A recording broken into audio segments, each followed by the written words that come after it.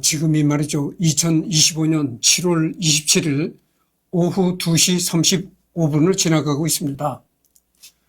그래서 무하마드 알리 두 번째를 하고 있는데요. 여기를 할 차례죠. 뉴욕주 체육위원회와 세계권투협회는 1967년 5월 알리가 이 회식에 불참하겠다고 공식적으로 발표한 지 몇 분 만에 그의 권투 라이선스를 정지시키고 헤비급 타이틀을 박탈했다. 징집 회피 혐의로 유죄 판결을 받은 알리는 최대 5년의 징역과 1,000만 달러의 벌금을 선고받았지만 유죄 판결에 대한 항소가 진행되는 동안 자유몸으로 지냈다. 많은 사람들이 알리를 징집 기피자로 보았고 그의 인기는 폭락했다. 3년간 권투에서 추방당한 알리는 대학 캠퍼스에서 베트남 전쟁에 반대하는 목소리를 냈다. 대중의 태도가 전쟁에 반대하는 방향으로 바뀌면서 알리에 대한 지지도 커졌다. 1970년 뉴욕주 대법원은 그의 권투 라이선스를 회복하도록 명령했고 이듬해 미국 대법원은 만장일치로 그의 유죄 판결을 뒤집었다. 그래서 이제 처음에는 월남전에 징집이 됐었다는 거죠. 이 무하마드 알리가 월남전에 징집이 되었었는데 자꾸 이 병력을 회피하고 그러다 보니까 이제 처벌을 받게 됐는데, 그래서 처벌을 받게 되니까 미국의 여론이 안 좋아졌다. 그러다가 이제 자꾸 반전 여론이 일고, 미국 사회에서 베트남전에 대한 반전 여론이 자꾸 높아지고, 그러다 보니까 이제 모든 것이 다 회복이 되었다 그런 얘기죠. 이거는 이제 브라이언과 런던에서 벌인 경기인데요. 이 무하마드 알리가 얼마나 그건가 보여주는 영상입니다. 한번 보시기 바랍니다. 화질은 좋지 않지만은 이렇게 구석에다 몰아놓고 이제 저렇게 아주 공격을 계속하는 거죠. 그러다가 상대방 선수가 이렇게 쓰러집니다. 그래서 처음에도 내가 얘기를 했지만 이제는 이 권투를 스포츠에서 뺐으면 좋겠다는 이런 생각을 늘 갖고 있습니다. 근데 이기는 사람이야 이기면은 돈도 많이 가져가고 좋겠지만, 이 진 사람이 오직 비참하겠어요. 진 사람도 아주 그냥 보내진 않을 겁니다. 어느 정도 돈은 주긴 주겠지만, 참 이게 비참한 경기죠, 이게. 이 경기는 알리 경기들에 비해 유명한 경기는 아니지만 10분 21초부터 현실판 북두 백열권을 연상시키는 3초의 12방의 펀치 세례로 3초에 무려 12방의 강펀치를 집어넣는다. KO를 얻어낸 장면은 지금도 회자되는 알리의 퍼포먼스다. 불과 3초 만에 12주먹을 때려버리니까 상대방이 그냥 KO가 된 거죠. 쓰러져서 일어나지 못한 거죠. 프로복싱에서 일방적인 페이스와 빠른 펀치 세례, KO 승리를 한 것은 대단한데 알리는 헤비급에서 그런 움직임을 선보였다. 그 외에도 특유의 노가드 오픈 스탠스와 무빙도 확인 가능. 또한 알리만의 풋워크인 알리 스텝과 셔플을 이용해서 다양한 펀치 콤보를 넣는 모습도 볼 수 있다.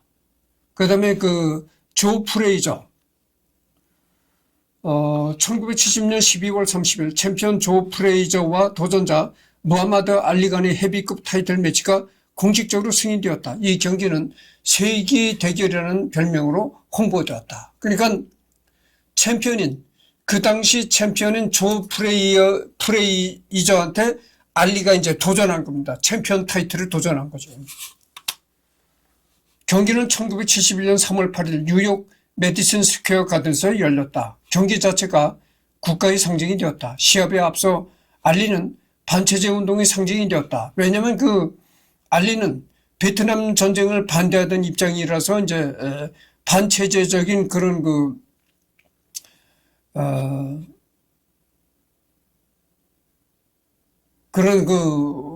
취급을 받았다 이런 얘기죠. 한편 프레이저는 보수적이고 전쟁을 지지하는 운동의 상징이 되었다. 프레이저는 자서전에서 아내와 아이들이 있어서 베트남에서 복무하는 것을 면제받았지만 진집되었다면 국가를 위해 봉사하는데 아무런 문제가 없었을 것이라고 인정했다. 그러니까 그 챔피언 조 프레이저는 베트남전에 참전한 걸 찬성했다는 거죠.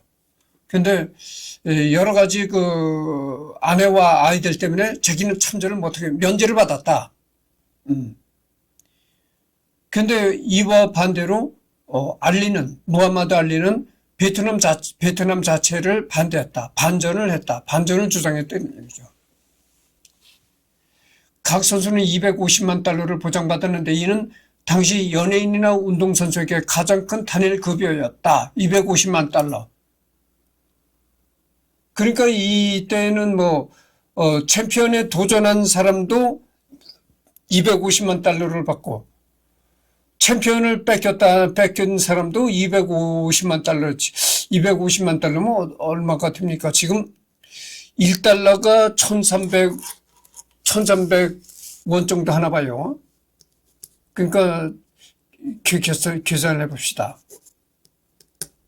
하여튼 여러분들 계산해 보시기 바랍니다. 하여튼 1달러가 1300원 정도 하거든요. 그러니까 250만 달러를 계산해 보시기 바랍니다. 경기장 가격은 발코니 좌석의 경우 20달러에서 링사이드의 경우 150달러까지 다양했다. 미국과 캐나다 전역의 수백 개의 다른 장소에서 폐쇄 회로 텔레비전을 통해 5달러에서 15달러를 지불하는 팬에게 경기를 상영했다.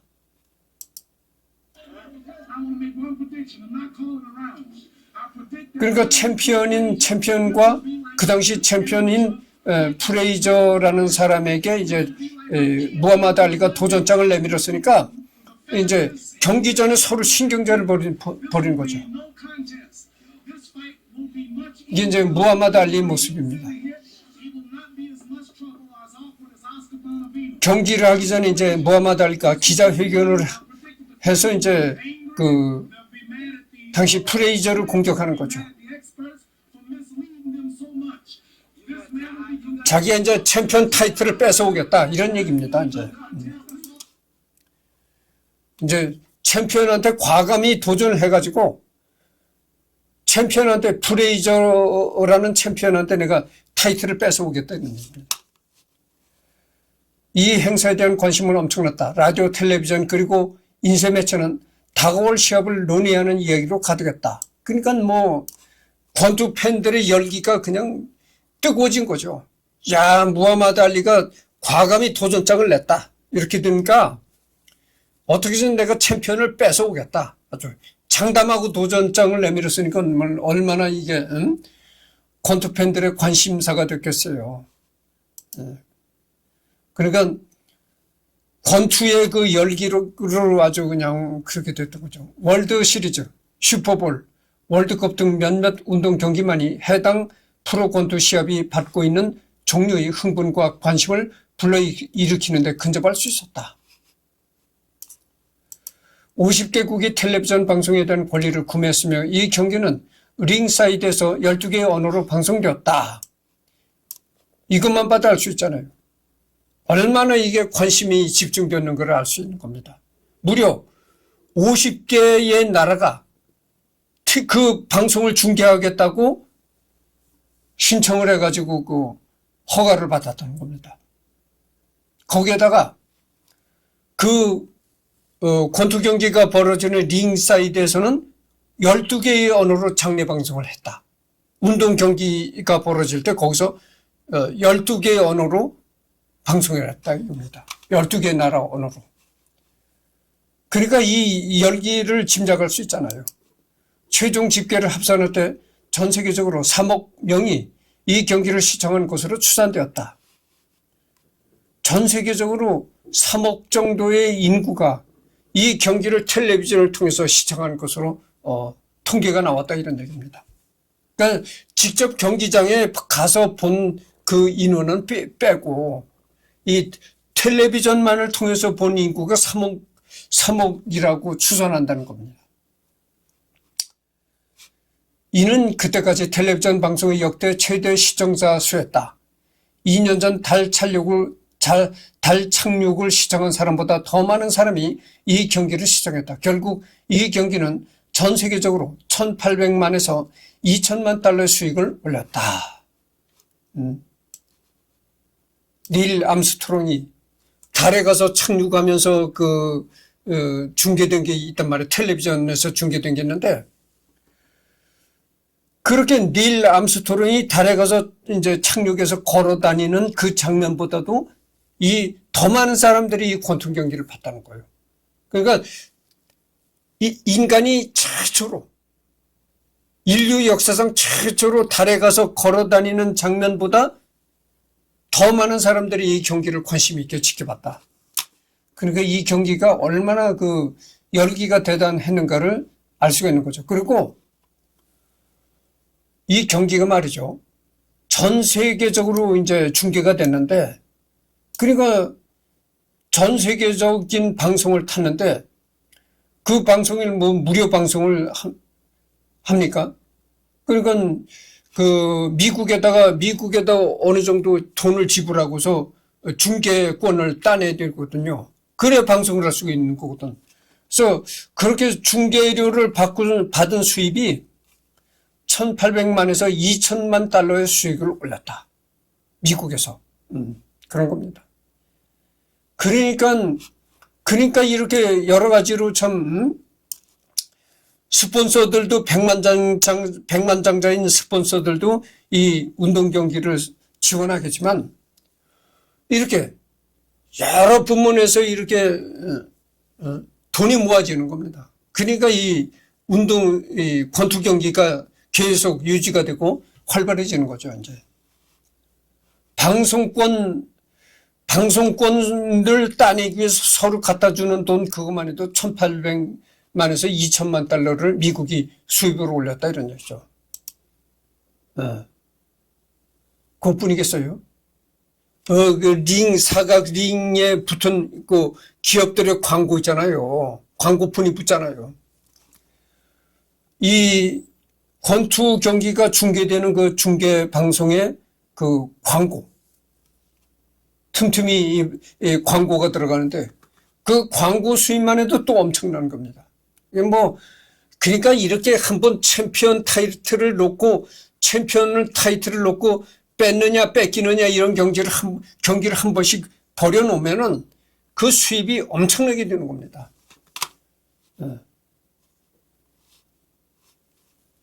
경기가 있던 저녁 무렵 메디슨 스퀘어 가든은 서커스 같은 분위기를 연출했고 수많은 경찰이 군중을 통제했고, 그러니까 경기장에 수많은 군중들이 몰리니까 거기서 불상사도 벌어질 거고 하니까 수많은 경찰들이 이제 파견이 되고 그런 거죠.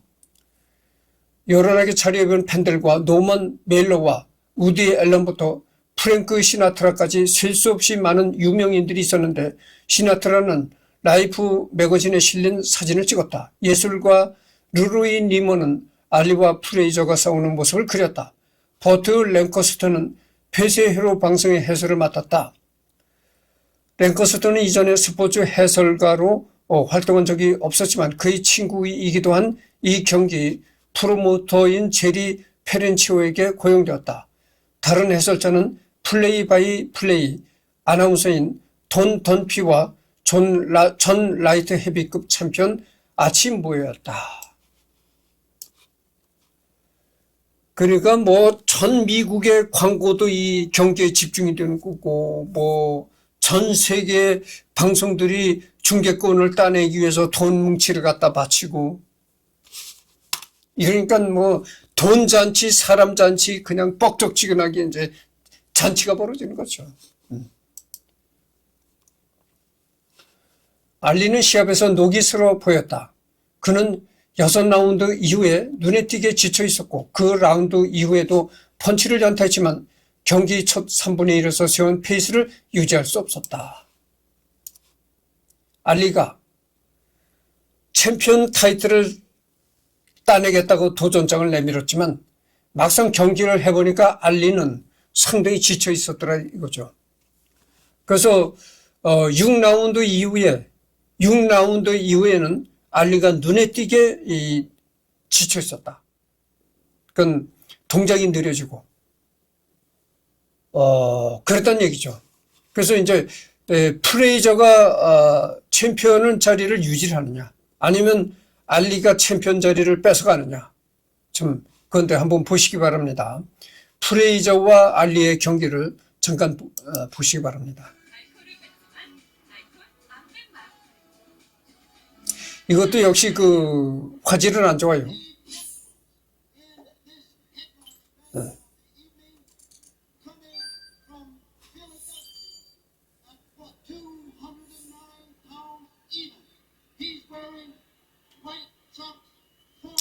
그래서 오래 보여드리진 않고 잠깐만 보여드리도록 하겠습니다.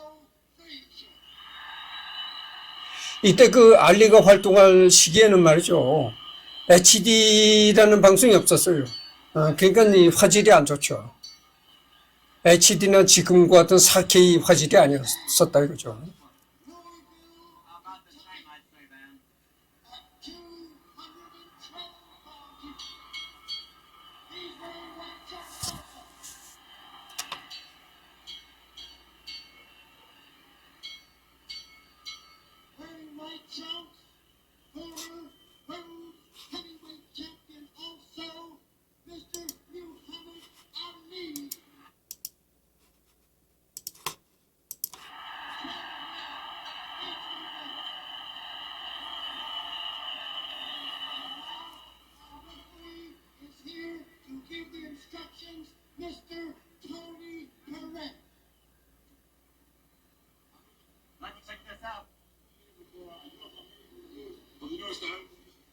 하여튼 여러분들 오래 보여드리진 않겠습니다. 내가 처음 시작할 때도 그랬잖아요. 이 현대 스포츠에서 21세기 스포츠에서 이 권투를 뺐으면 좋겠다 이런 얘기를 했으니까 이 경기 자체를 오래 보여드리지 않겠습니다. 알리와 프레이저 2차전 일명 슈퍼 파이트 2가 1974년 1월 28일에 열렸다. 경기 장소는 1차전 때와 마찬가지로 뉴욕시 메디슨 스퀘어 가든. 이 프레이저와 알리가 1차전뿐만이 아니고 두 번째 경기를 또 벌였다는 거죠. 두 번째 계약은 10월 4일에 체결되었고 각 선수는 라이브 게이트 수익의 모든 부수 수입에 대해 85만 달러를 보장받았다. 이 경기는 70개국 이상에서 관람되었습니다. 미국과 캐나다에서는 392개 장소에서 폐쇄회로 텔레비전으로 중계되었다. 알리는 배당률 7대5로 우위였었고 프레이저는 2748명의 매진 관중 앞에서 경기를 벌였으며 입장 수익은 일시 100, 1000만, 10만, 100만, 100만 하여튼 달러를 기록했다.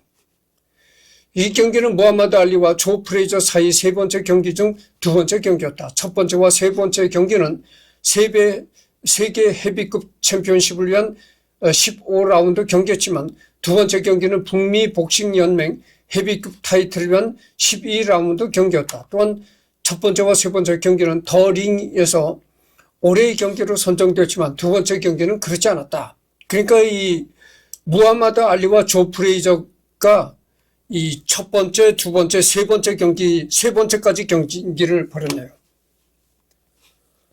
랭킹 1위 도전자였던 알리는 1971년 프레이저에게 진 것을 설욕하고, 그러니까 첫 번째 도전했을 때는 알리가 패배했고, 지난해 프레이저를 몰아낸 세계 헤비급 챔피언 조지 포먼에게 도전할 기회를 확보하고자 했다. 랭킹 2위 도전자였던 프레이저는 챔피언십을 되찾고 1973년 포먼에게 진 것을 복수하고 싶었는데 이는 그의 프로 전적 유일한 패배였다. 1월 23일 알리와 프레이저는 뉴욕시 ABC 스튜디오를 방문하여 해설자 하워드 코셀과 함께 ABC 와이드 월드 오브 스포츠에서 첫 번째 경기를 리뷰하는 시간을 가졌는데 이 프로그램은 재경기 2일 전에 방영되었다. 두 선수가 10라운드를 리뷰하는 동안 프레이저는 알리가 경기 후 병원으로 직행했다고 언급하자 알리는 나는 10분가량 병원에 있었지만 너는 한 달 동안 입원했었지라고 대답했다. 실제로 고혈압과 신장 감염으로 필라델피아 병원에서 3주를 보낸 프레이저는 부상이 아닌 질병으로 쉬고 있었다고 말했다. 알리는 휴식을 위해 병원에 가는 사람은 없다. 내가 얼마나 멍청한지 보여주는 것이라며 무시하자 프레이저가 무식하다고 되물으며 자리에서 일어나 알리에게 왜 내가 무식하다고 생각하냐고 고함을 쳤고 급기야 둘은 몸싸움을 하게 된다. 이를 말리기 위해서 알리의 동생인 라하만이 급히 무대로 올라왔다. 이때 프레이저는 라하만에게 당신도 이 일에 끼고 싶어? 라고 물었고 알리는 즉시 일어나 프레이저를 억지로 자리에 앉히려 했다. 곧 두 사람은 바닥에 쓰러졌고 주변인들의 제지로 인해 서로 분리되었다.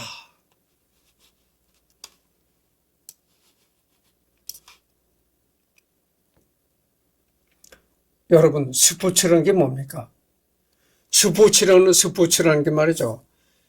그 경기가 땡하고 경기가 시작됐을 때에는 그야말로 피를 흘리면서 처절하게 싸우다가 또 땡하고 벨이 울리면 딱 멈추잖아요. 딱 멈추고 악수하고 들어가는 말이죠. 언제 그랬느냐는 뜻이, 그러니까 언제 피를 흘리면서 싸웠느냐는 뜻이 딱 악수하고 딱 이제 헤어진다고죠. 그게 스포츠인데, 이때 그 알리와 프레이저가 경기를 하기 전인지 경기가 끝났는지 하여튼 경기를 전후해가지고 둘이 서로 이렇게 말싸움을 벌였다는 거죠. 그러니까 프레이저도 몸이 아파서 병원에 입원했고 알리도 잠깐 어디가 불편해서 병원에 갔었다. 근데 알리가 프레이저를 보고 네가 하도 매를 얻어맞춰서 골병이 들어서 병원에 입원했냐 이렇게 가시돋친 말을 했다고 그죠. 그러니까 거기에 잠깐 휴식을 위해서 병원에 갔을 뿐이다. 프레이저가 그렇게 얘기를 했다는 거죠.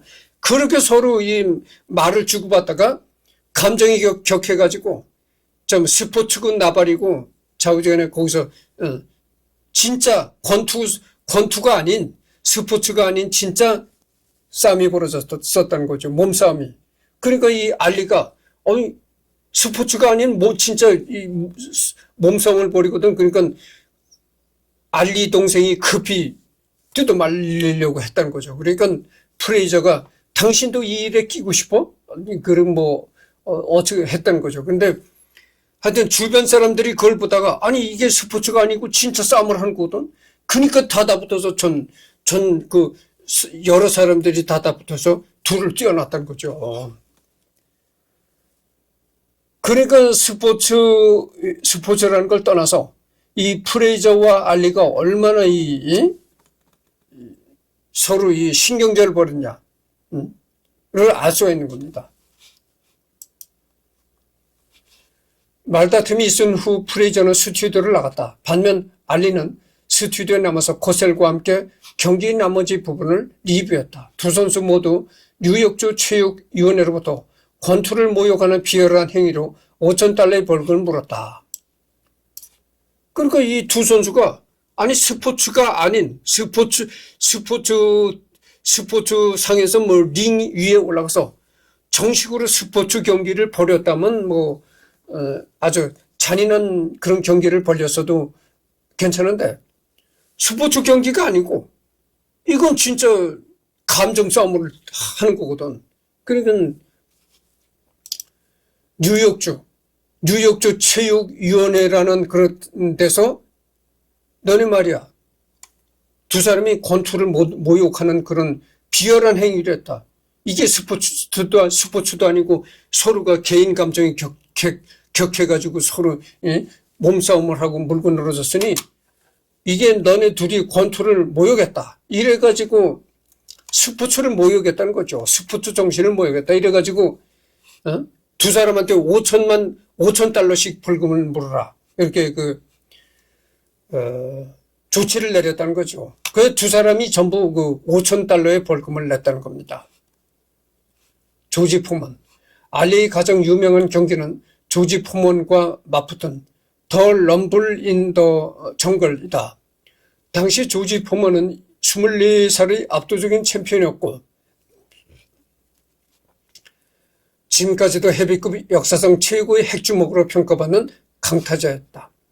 게다가 알리와 싸우기 직전에도 헤비급 역사에 꼽히는 인파이터인 조 프레이저를 상대로 한 경기에 6번이나 다운시키며 2라운드 KO 승리를 거두며 기량이 절정에 달한 상태였다. 야, 그러니까 이 조지 포먼이라는 사람도 참 대단한 사람이었었네요. 이 조지 포먼이라는 선수가 방금 전에 내가 얘기를 했잖아요. 조 프레이저. 알리와 몸싸움까지 벌였던 조 프레이저한테 6번이나 다운을 시켰다는 거예요. 조 프레이저를 6번이나 다운시켰다는 거예요. 그러니까 이 조지 포먼이라는 선수도 얼마나 무서운 기량을 가진 선수였는 걸 알 수가 있는 겁니다. 반면에 32살의 알리는 이전에 베트남 전쟁 징병 거부로 인해 선수 자격을 박탈당해서 신체적 최전성기인 25살부터 29살까지 4년 동안 선수 생활을 전혀 하지 못했다. 게다가 알리는 전성기에도 강펀치 스타일은 아니었으며 주 무기였던 순발력과 민첩성도 노쇠한 상황이었다. 그러니까 이 조지 포먼이라는 사람은 아주 강펀치 소유자였던 거야. 강펀치를 넣는, 그러니까 이 조지 포먼의 주먹은 정말 위력이 대단했다는 거예요. 한 번 맞으면 정말. 그런데 알리, 그에 비해서 이 무하마드 알리는 그렇게 펀치는 강하지 못한데 원래 이 몸동작이 빠르다. 민첩했다고 하죠. 그랬는데 여러 가지 상황으로 이제는 그 무하마드 알리도 민첩성이 떨어졌다. 빠른 행동이 떨어졌다 이런 얘기고. 하지만 알리는 이토록 온갖 불리한 조건에 처했음에도 불구하고 여느 때처럼 경기를 앞두고 도발과 언론 플레이를 하기 시작했다.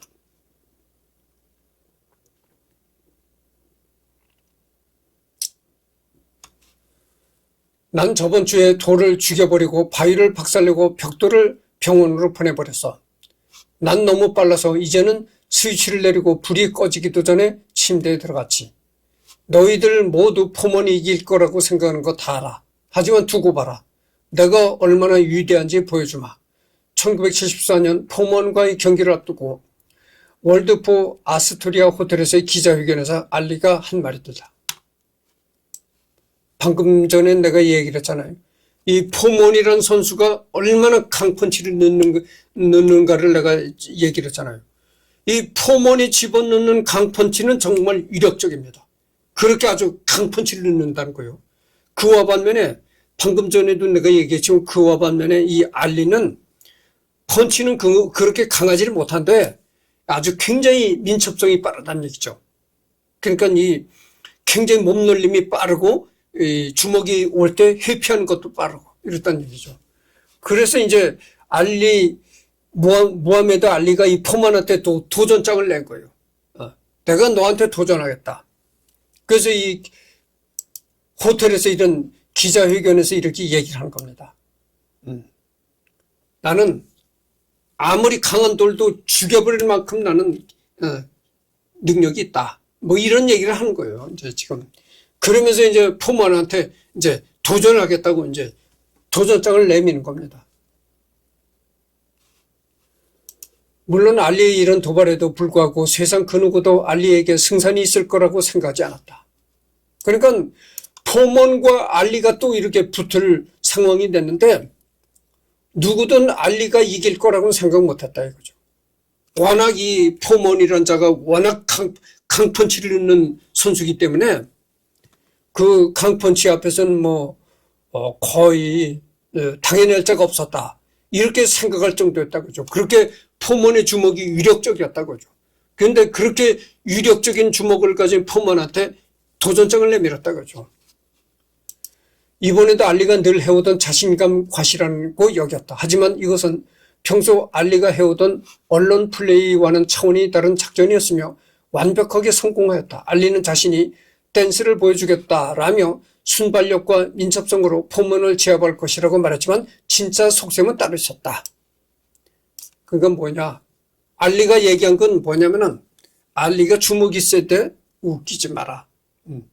나는 정말 나비처럼 날겠다 이거야. 강펀치로 대하는 게 아니라 나비처럼 그렇게 아주 순발력 있게 날아서 너를 쏘겠다 이런 얘기죠. 그러면서 이제 도전을 하겠다고 이제 한 거죠. 이 경기를 잠깐, 이것도 화질이 안 좋아요. 나 아까도 얘기했지만 알리가 한창 그 이름을 날리던 그때는 이 지금 같은 뭐 HD나 4K 화질이 없었을 때예요. 그러니까 화질이 굉장히 안 좋죠. 그러니까 이때도 뭐 대단했을 겁니다. 그러니까 그렇게 위력적인 주먹을 가진 포먼한테 상당히 도전장을 내밀었으니까 이 경기를 얼마나 많은 사람들이 관심을 갖겠어요.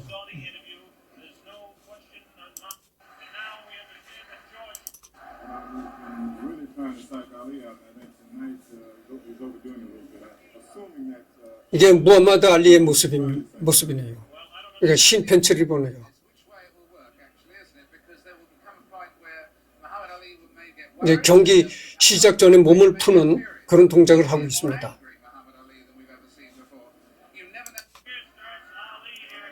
이게 이제 포몬이라는 자인데, 예, 아주 위력적인 주먹을 가졌다는 포몬이라는 자입니다. 알리보다 더 까맣네요. 완전 정말 흑인이네요, 이 사람은.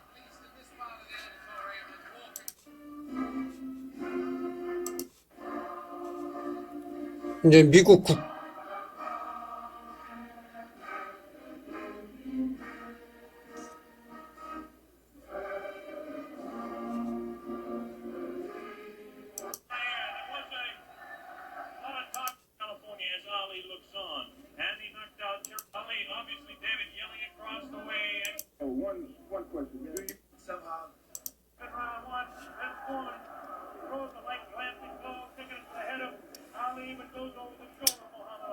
흰 팬츠가 이제 그 무하마드 알리, 이 붉은 팬츠가 이제 포몬이죠. 강펀치 소유자라는 포몬이 이제 붉은 팬츠입니다.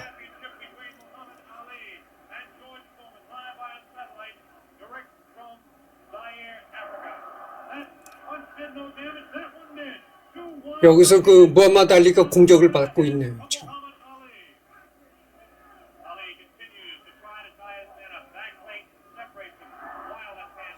이걸 보면 말이죠. 포몬이 무섭게 지금 무하마드 알리를 공격하고 있습니다. 이 코너로 몰아놓고 있죠.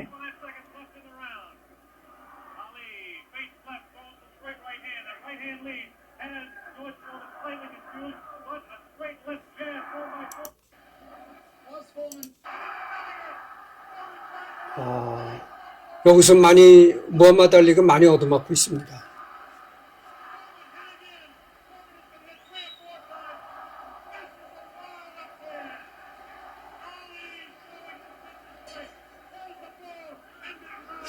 그러니까 이 포몬이 상당히 그 강펀치를 넣는 사람으로 아주 위력적인 펀치를 휘두르는 걸로 유명한데, 그렇게 강펀치를 맞아가면서도 버티니까 이 권투 선수가 맷집도 좋아야 된다는 얘기죠.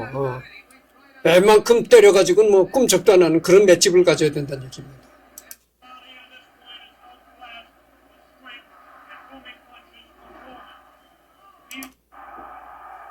여기 포몬이 쓰러진 겁니다, 이제. 그렇게 경계를 벌이다가 포몬이 나중에 이제, 쓰러졌다가 또다시 일어나네요. 일어났는데 결국은 이 흰 팬츠를 입은 그 알리가 승리했다 이거죠. 흰 팬츠를 입은 무하마드 알리가 두 손을 이렇게 들고 이제 승리한 건데. 대단하네요. 하여튼 그렇게 강펀치를 넣는다는 포먼을 또 이기고 있으니까 알리가 또 말할 필요가 없겠죠. 1974년 10월 30일 알리는 WBA 챔피언 조지 포먼과 자이르 현 콩고 민주공화국 킨샤사에서 맞붙었다. 그리고 아프리카 콩고라는 나라에서 포먼과 또 붙었다는 거죠. 오직 이 경기만을 위해서 야외 특별링을 만들었으며 현지 시각으로 새벽 4시에 진행됐다. 그 이유는 미국인들이 보기 편한 시간에 방송하기 위함이다. 이런 기이한 상황에서 당시 이 경기에 대한 미국에 대한 관심을 볼 수가 있다.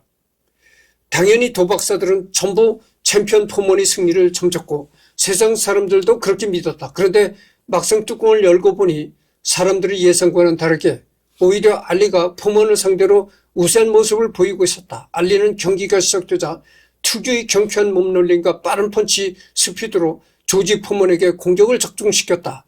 알리가 무기력하게 제압당한 것이라 여겼던 관중들은 알리가 본인의 말대로 현란한 스피드로 포먼과 팽팽히 맞서자 혼란과 동시에 열광의 도가니에 빠졌다. 콩고. 아프리카 콩고에서 또 이렇게 포먼과 붙었었다는 거죠. 그때도 누구나가 다 포먼이 분명히 승리할 것이라고 점쳤다는 거죠. 왜냐하면 포먼이란 이 선수가 너무나 그 위력적인 펀치를 가하는 선수니까 그 위력적인 펀치 앞에서는 알리가 꼼짝을 못할 것이다. 이렇게 다 이제 예상을 했다는 거죠. 그런데 예상이 빗나갔다. 위력적인 펀치를 피하는 그 알리의 빠른 동작, 유연한 몸놀림, 빠른 동작, 이런 걸로 대처하는 알리가 알리를 보고 깜짝 놀랐다, 이런 얘기죠. 뭐 알리가 말한 것처럼 나비처럼 날아 벌처럼 쏜다, 뭐 이런 식이래. 그런데 이 라운드에 돌입하자 아무도 예상하지 못한 상황이 벌어졌다. 알리의 진짜 속셈이자 가디언지가 스포츠 역사상 가장 거대한 도박이라고 일컬은 로프어 돕 전술이 실행된 것이다. 보세요. 알리가 일방적으로 얻어맞고 있죠. 저렇게 이 포먼의 강펀치를 얻어맞으면서도 버틴다는 게 상당히 그러니까 이 맷집도 상당히 좋아야 된다, 이런 얘기죠. 보통 사람 같으면 저런 펀치를 맞고 견디지를 못하죠. 세계에서 강펀치라고 이름 있는 포먼의 주먹을 저렇게 맞아가면 버티니까 계속 공격을 받고 있는 겁니다. 로프의 몸을 기대고, 여기에 나오잖아요. 로프의 몸을 기대고 로프의 신축력과 반동을 이용해 상대의 타격을 흡수하는 전술로 알리가 바로 이 포먼전에서 최초로 창시한 전술이다. 시작부터 날쌔게 스텝을 밟던 1라운드의 모습은 어디 가고 갑자기 알리가 계속 후진을 하며 로프의 몸을 기대는 것이었다. 알리는 포먼과 같은 그 강펀치는 넣지 못하지만 워낙 동작이 빠르다고 했잖아요. 동작이 빠르고 몸놀림이 유연했다 그랬잖아요. 그러니까 링에 오르자마자, 링에서 첫 경기를 벌이자마자 이 알리의 그 빠른 몸동작이 또 나타나는 겁니다. 그래서 이 포먼이 강펀치를 넣어도 그 강펀치를 빠르게 피하고 뭐 이런 식으로 경기를 펼쳤는데, 아니 그러다 보니까 어느 순간 이 속도가 느려지더라고요. 몸동작이 느려지더라 이거예요, 알리가. 당시는 물론이고 지금까지도 복싱 역사상 최강의 슬러거로 꼽히는 조지 포먼을 상대로 펀치를 피하기는커녕 로프의 몸을 기대고 펀치를 받아낸다? 그러니까 나중에는 이 경기, 이 몸동작이 늦어지더니 어느 순간 이 알리가 로프를 로프에 기댄 채 알리의 포먼의 주먹을 얻어맞더라 이거예요. 관중들을 비롯 이 경기를 지켜보던 사람들은 전부 알리가 미쳤다고 생각했다. 그렇게 포먼의 주먹을 얻어맞고서 견딜 수가 있을까? 이 로프에 기댄 채 이 포먼의 주먹을 일방적으로 얻어맞더라 이거예요. 심지어 몇몇은 알리의 자살 행위라고 생각하기도 했다. 그리고 포먼은 이 기회를 놓치지 않고 알리에게 펀치를 날리기 시작했다. 하지만 그때부터가 포먼의 패배가 시작되는 순간이었다. 보통 같았으면 어지간한 복서들은 버티기 힘겨울 포먼의 펀치였으나 이번엔 달랐다. 그러니까 내가 한 얘기가 계속 겉되는 얘기입니다만 이 맷집이라는 게 굉장히 대단한 겁니다. 아니 보통 사람 같았으면 그렇게 강펀치를 넣는 포먼의 주먹을 배견할 장사가 없죠. 그런데 그렇게 강펀치를 넣는 포먼의 주먹을 로프에 기댄 채 일방적으로 얻어맞다가 어느 순간 공격을 시작하더라 이거예요. 알리가. 그러니까 이 알리의 맷집이 얼마나 대단했는가를 알 수가 있는 거죠. 포먼의 강펀치들이 모두 로프의 신축력으로 인해 데미지 전달이 되지 않았고 맞고 있는 알리보다도 때리고 있는 포먼이 더욱 지쳐가는 상황이었다. 그러니까 이 로프를 이렇게 기대고 있으니까 로프가 이렇게 출렁출렁 하잖아요. 반동이 생길 거 아니에요. 그러니까 이 로프의 반동을 이용해서 아무리 그 포먼이 강펀치를 넣어도 출렁출렁 하면서 그 강펀치를 약화시키더라 이거요. 알리가. 그런 전술을 쓰더라 이겁니다. 그러니까 뒤에가 버티고 있는 뒤가 이렇게 뭐 딱딱한 벽이라면 그냥 강펀치가 그냥 위력적으로 다가오는데 이렇게 로프에 기대서 출렁출렁 하니까 이 반동을 흡수하는 겁니다. 로프가. 위력적인 주먹을 흡수하는 거예요. 그러니까 그렇게 맞고도 도로 뒤에 살아나서 도로 공격을 하더라. 오히려 펀치를 흡수하며 버티던 알리가 순간적인 역공을 펼치는 상황이 자주 펼쳐졌다. 포먼은 이를 제대로 방어하지 못했고 관중들은 알리가 공격을 할 때마다 환호성을 지르는 상황이었다. 그러니까 뭐 이 경기를 보던 경기 관중들이 열기가 대단하죠. 이후로 상황이 경기 전 예상과는 완전히 다르게 흘러가기 시작했다. 모두가 그래서 포먼이 승리할 것이라고 예상했는데 완전히 예상 밖으로 흘러갔더라 이런 얘기. 알리는 포먼의 펀치를 모두 흡수하며 자신의 공격을 모조리 성공시켰고 4라운드에서 펀치를 주고받으며 살짝 비등한 모습을 보였으나 5라운드에서는 포먼에게 맞으면서도 미소를 짓는 여유를 보였다. 반대로 포먼은 경기 내내 알리의 전술과 운영에 완벽히 말려들어 효과적인 타격을 주지 못했다. 포먼이 아예 가까이 들이대면 알리는 클린치를 걸어 공격을 차단했다. 젊고 패기 넘치는 왕을 상대로 백전노장 도전자는 노련한 모습을 보이며 8라운드까지도 밀리지 않는 모습을 보였다. 지금 42분을 경고했거든요. 그래서 이거는 말이죠. 이거는 이렇게 이게 지금 알립니다. 무하마드 알리가 포먼에게 펀치를 날리는 거죠. 6라운드부터 눈에 띄게 지친 모습을 보였던 조지 포먼은 8라운드에 들어와서는 탈진에 가까운 모습을 보였다. 라운드 종료까지 32초밖에 남지 않은 상황에서 캐스터는 마치 예언과도 같은 한마디를 남긴다. 아마도 이게 알리의 작전인가 봐요. 자기 펀치에 자기가 나가 떨어지게 캐스터가 이 경기를 중계하는 캐스터가 이런 얘기를 했다는 거죠.